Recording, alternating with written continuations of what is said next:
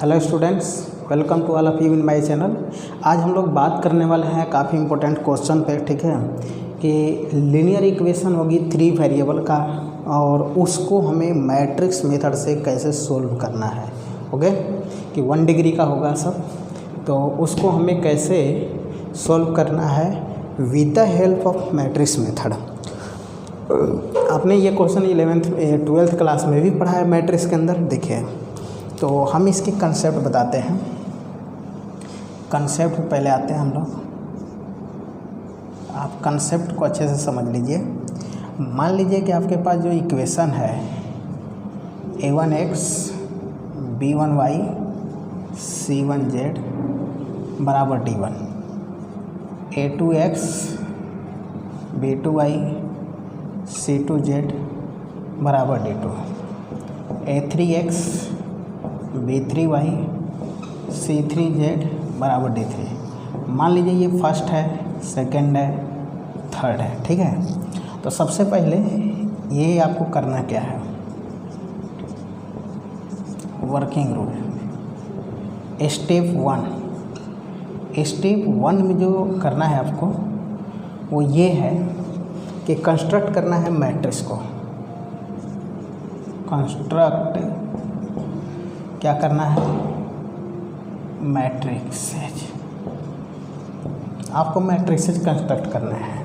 कैसे कंस्ट्रक्ट करेंगे, यहाँ पे बनाएंगे। तो लेट मैट्रिक्स जो ए होगा हमारे पास, coefficient of x y z, coefficient of x y z. First equation के में देखिए एक्स वाई जेड के गुणांक कौन है, तो एक्स वाई जेड का है a1 b1 c1। Second row में देखिए कौन एक्स वाई जेड का है, a2 b2 c2। थर्ड में देखिए a3 b3 c3, ठीक है। तो ये हमारे पास हो गया। अब हम लोग बात करते हैं कि मैट्रिक्स जो B बनाइएगा, B जो बनेगा, ठीक है, वो कौन होगा। तो जो राइट साइड में दिख रहा है, राइट साइड में आपके पास ये थर्ड इक्वेशन का कोएफिशिएंट था। राइट साइड में जो दिख रहा है कांस्टेंट टर्म इसको बोलेंगे, ये हमारे पास d1 d2 d3, ये मैट्रिक्स B बनेगा। एंड मैट्रिक्स जो x बनेगा, जो वेरिएबल क्वांटिटी को लेकर बनेगा, तो x y z ऐसे बन जाएगा, ठीक है, x y z हो जाएगा। ये इस तरह से आपको स्टेप नंबर 1 में पहले मैट्रिक्स कंस्ट्रक्ट करने हैं। अब स्टेप नंबर 2 आइए कि स्टेप नंबर 2 में क्या करना है। स्टेप नंबर 2 में आपको ये करना है, स्टेप नंबर 2 देखिए हमारे पास स्टेप सेकेंड है कि सबसे पहले वी फाइंड डिटर्मिनेंट ए। ये करना है if determinant A equal to 0 then solution, then their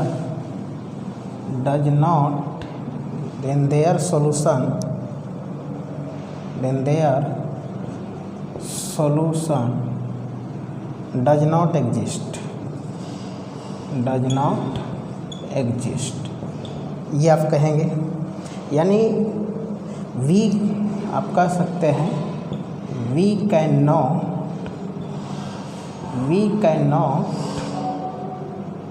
find the value of x y z। हम लोग x y z की वैल्यू फाइंड नहीं कर सकते जब डिटर्मिनेंट की वैल्यू 0 आ जाए। सेकेंड, इफ़ ये कहें डिटर्मिनेंट ए नॉट इक्वल 0, तब तो ये कहेंगे solution will be exist,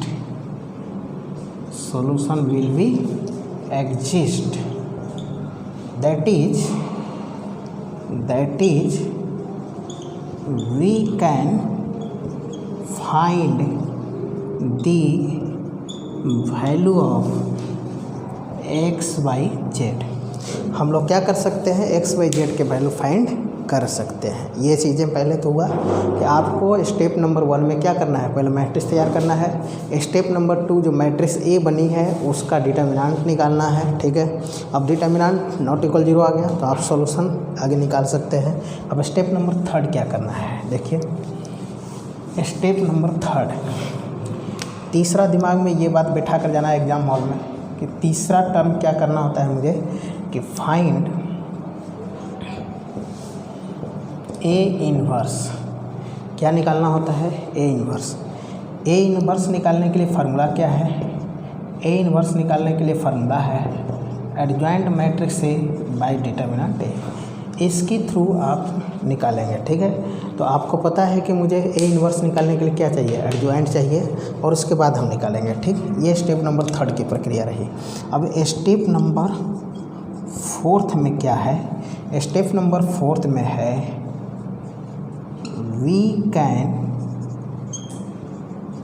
right A into x equal to B. आपको यही लिखना है कि ए मैट्रिक्स ए में जो एक्स मैट्रिक्स था हमारा एक्स वाई जेड, मल्टीप्लिकेशन करेंगे और बराबर बी करेंगे तो ये वाला आ जाएगा, ठीक है। कहने का मतलब देखिए मैट्रिक्स ए आपका क्या था, A1 B1 C1, A2 B2 C2, A3 B3 C3, और ये मल्टीप्लिकेशन किससे करना है, एक्स वाई जेड से, इक्वल टू क्या करना है D1 D2 D3, ठीक है। अब यहाँ से देखें रो का मल्टीप्लिकेशन कॉलम के साथ करेंगे, तो जैसे ही करेंगे A1 का x में होगा A1x B1y, ठीक है, A1x B1y C1z, ऐसे बन जाएगा। बराबर किसके होगा, D1 के। यही आपका पहला इक्वेशन है। इसी तरह से सब करेंगे तो आ जाएगा, ठीक है। तो वी कैन राइट, ये मुझे लिखना होगा A into x equal to B. अब यहाँ से हम बोथ साइड ए इन्वर्स लेंगे, बोथ साइड ए इन्वर्स लगाते हैं तो ए इन्वर्स ए एक्स बराबर ए इन्वर्स इंटू बी, ऐसे हो सकता है। अब देखिए ए इन्वर्स इंटू ए हमारे पास आइडेंटिटी होता है into x A inverse B. अब इसके बारे में बात करते हैं तो x equal to A inverse into B होता है, ठीक है। तो ये हमारे पास हो गया एक्स इक्वल टू कितना, तो डायरेक्ट बोल सकते हैं ए इन्वर्स इंटू बी। समझ में आ गया, एक्स इक्वल टू क्या होगा, ए इन्वर्स इंटू बी। तो ये हमारे पास रहा। अब यहाँ पे हम ऊपर से जो निकाले रहेंगे मान उसको पुट कर देंगे, यानी इसकी जगह पर ए इन्वर्स की जगह पर ए इन्वर्स का जो आएगा और बी मैट्रिक्स की जगह पर उसके बाद मल्टीप्लिकेशन कर देंगे, ठीक है। और यहाँ पर एक्स की जगह पर एक्स वाई जेड पुट कर देंगे। तो इस तरह से कंपेयर करके हम लोग एक्स वाई जेड की वैल्यू फाइंड कर सकते हैं, ठीक है। तो ये तो रही आपका कंसेप्ट। अब आइए हम लोग क्वेश्चन को प्रैक्टिस करते हैं। इस पर क्वेश्चन एक्सपेरिमेंट करते हैं। ये मैट्रिक्स मेथड की बात हुई है, ठीक है। हम लोग के पास इक्वेशन इसी तरह का रहेगा और कभी बोला जाएगा क्रेमर रूल, ठीक है। तो बाई क्रेमर रूल करें वो अलग नियम है, वो फुली डिटर्मिनेंट पर डिपेंड है, बट इसके अंदर मैट्रिक्स की प्रोसेस है और यही आपके यूनिवर्सिटी एग्ज़ाम में कई बार आया हुआ है क्वेश्चन। तो हम लोग सॉल्यूशन करते हैं। यहाँ पर देखिए पहले तो आपको अपनी कॉपी पर क्वेश्चन नंबर डालना है और सॉल्यूशन लिखना है। गिवन इक्वेशंस आर, दी हुई समीकरण है, क्या क्या है, x y plus z equal to 9, equation number 1। Next है 2x 5y 7z equal to 52। Next है 2x plus y minus z equal to 0। ये थर्ड है आपके पास, ठीक है। अब यहाँ से लेट कर लीजिए, let matrix A equal to x y z के कोफिशिएंट के बारे में बात करिए। तो देखिए फर्स्ट इक्वेशन आपका जो है उसमें एक्स वाई जेड का कोफिशिएंट है 1 1 1, ठीक। सेकंड में देखिए क्या है 2 5 7। थर्ड में क्या है 2, वाई का कोफिशिएंट 1 है और जेड का कोफिशिएंट -1 है। मैट्रिक्स बी के बारे में बात करेंगे। राइट साइड में क्या है हमारा 9 52 0 एंड मैट्रिक्स जो एक्स लेट करेंगे, वेरिएबल क्या क्वांटिटी है एक्स वाई जेड है, एक्स वाई जेड है, ठीक है। ये आपके पास हो गया। अब यहाँ से हम लोग क्या फाइंड करेंगे, स्टेप नंबर 1 हुआ, स्टेप नंबर 2 हुआ डिटर्मिनेंट निकालिएगा। डिटर्मिनेंट 1 1 1 2 5 7 2 1 -1, इसका मान निकालिएगा। कैसे निकलेगा इसका मान, इसका मान निकालना आप प्रैक्टिस कर चुके हैं। 1 इंटू देखिए इसका 5 का -1 से करिए मल्टीप्लाई ऐसे तो -5, इसका इसमें करिए -7 प्लस माइनस मेरा सिंबल हो जाएगा, ये साइन हो जाएगा। अब देखिए सेकेंड रो को यानी सेकेंड कॉलम को हम छोड़ देंगे, सेकेंड कॉलम छोड़ेंगे। 2 में -1 का -2, 2 में 7 का करेंगे तो ये 14 आया प्लस 1 इंटू। अब देखिए ये आपके पास है फर्स्ट रो, थर्ड कॉलम छूट गया तो ये कितना हो जाएगा आपका 2 इंटू 1 2 माइनस ये 10। अब यहाँ से बोलेंगे -12 माइनस प्लस हो जाएगा 16 और ये 2 में से सब्ट्रैक्ट हो गया तो -8 हो गया। अब इसको देखें कितना आ गया हमारे पास 16 - 20 = -4 विच इज़ नॉट इक्वल 0। तो इसका मतलब ये कह सकते हैं means solution will be exist and unique. कैसा सॉल्यूशन होगा, इस सॉल्यूशन एग्जिस्ट करेगा और यूनिक होगा, ठीक है। अब यहाँ पर यानी यूनिक करने का मतलब x का एक ही मान आएगा, y का एक ही मान आएगा, z का अलग मान, यानी 3 क्वांटिटी है 3 ठो मान आएगा, ठीक है। अब स्टेप नंबर 3 क्या बताए थे, find A inverse. A inverse find करते हैं, इसके लिए मुझे मिटाना होगा यहाँ पर। चलिए ए इन्वर्स फाइंड करने के लिए सबसे पहले आपको क्या निकालना है, यहाँ पर आपको निकालना होगा फॉर एडजॉइंट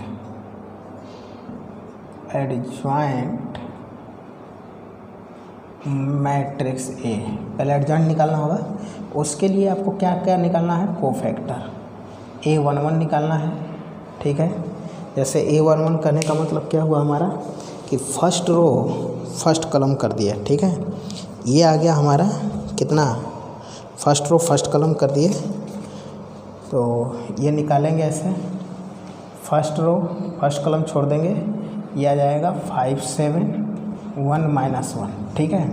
तो इस तरीके से हमारा क्या हो जाएगा कि यहाँ पे करेंगे -5 -7 = -12, ठीक।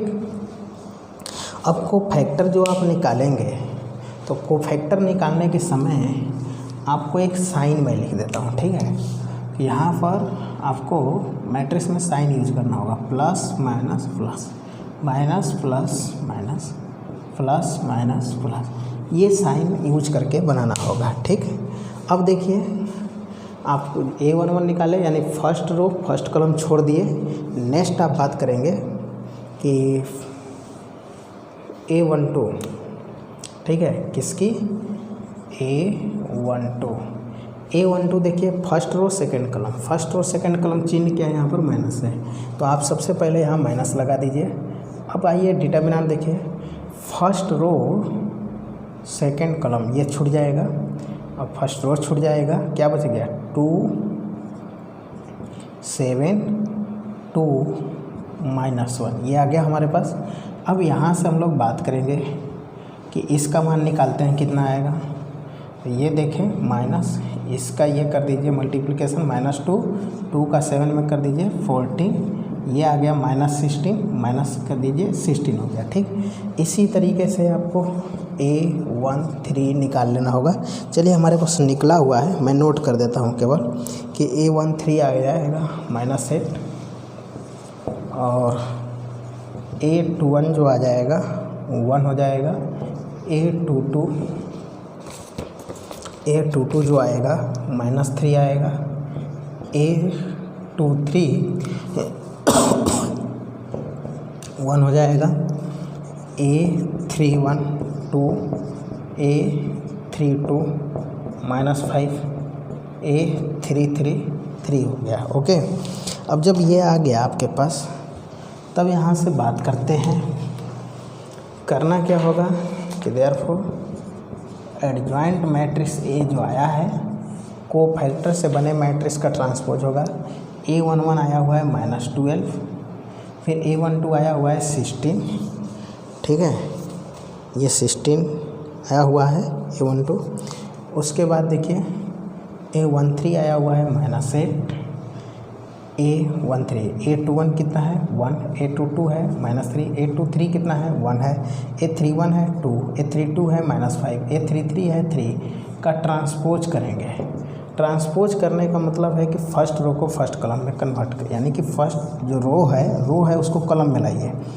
-12 16 -8, जो सेकेंड रो है सेकेंड कॉलम लाइए, 1 -3 1, जो थर्ड है 2 -5 3, ये आपके पास रहा, ठीक है। अब ये तो हमारे पास आ गया एडजॉइंट मैट्रिक्स, ठीक है। अब हम लोग को करना क्या है यहाँ पर, तो ए इन्वर्स निकालना है। अब ए इन्वर्स के लिए हमारा होता क्या है, देखिए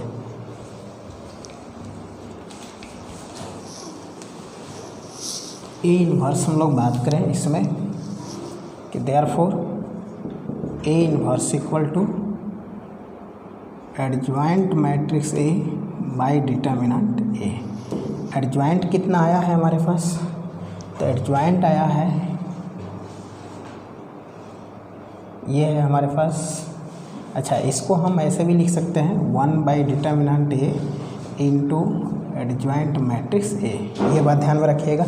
अब देखिए हम यहाँ पर ए इन्वर्स लिख रहे हैं, ए इन्वर्स हो जाएगा 1 बाई डिटर्मिनेंट ए का मान आया था मेरा -4 इंटू एडजॉइंट मैट्रिक्स क्या आया, ये वाला आया हुआ है पोर्सन -12 1 2, नेक्स्ट है 16 -3 -5 -8 1 3, ये रहा हमारे पास।